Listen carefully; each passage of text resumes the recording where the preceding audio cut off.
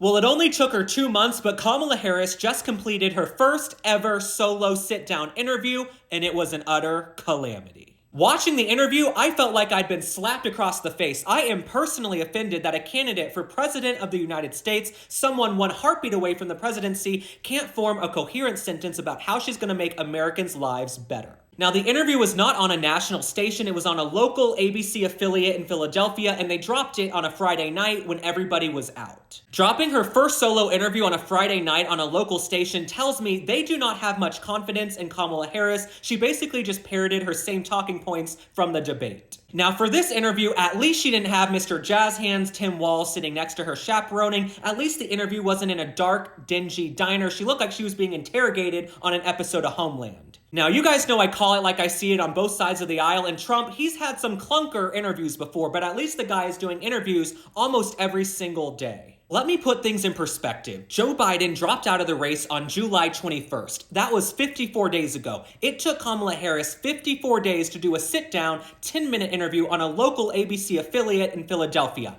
Malarkey. Now, in the actual interview, Kamala Harris was given very easy layup questions like, how are you going to make life more affordable for the average American? Instead of just giving an answer, Kamala goes on a long, rambling diatribe about how she grew up a middle-class girl in a neighborhood where people were proud of their lawns. Kamala, just give us one or two specifics. How are you going to make our lives better? Well, I'll start with this. I grew up a middle-class kid.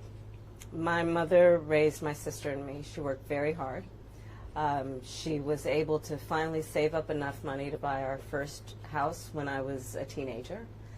I grew up in a community of hardworking people, you know, construction workers and nurses and teachers. And I try to explain to some people who may not have had the same experience, you know, but a lot of people will relate to this. You know, I grew up in a neighborhood of folks who were very proud of their lawn, you know, and the fact that Kamala Harris can't come up with one way she's going to make our lives better, she starts telling us how her lawn looked as a child. I don't care about your lawn. I don't care if the carpet matches the drapes. I don't give a rat's ass. Tell me how you're gonna make things more affordable. One thing I will say after watching the interview, if being president doesn't work out for Kamala Harris, maybe she can do advertisements for Xanax, because the way she was talking, my lawn was really well kempt as a...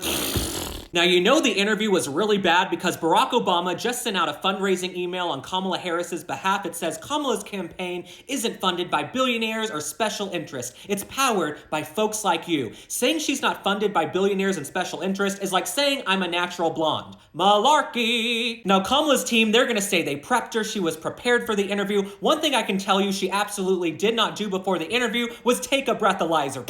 I genuinely want to know, is Kamala Harris that bad at answering basic questions, or was the interview sponsored by Tito's? The last thing I'll say is this. They're really trying to make a silk purse out of a sow's ear with Kamala Harris, but one thing I've realized, she just doesn't have the chops. She doesn't have it in her to be an all-star politician. All right, my friends, thanks for liking and following. Drop a comment. Tell me how you feel about everything going on right now. How do you feel about Kamala Harris's first solo sit-down interview? I'll see you on the next one. Bye.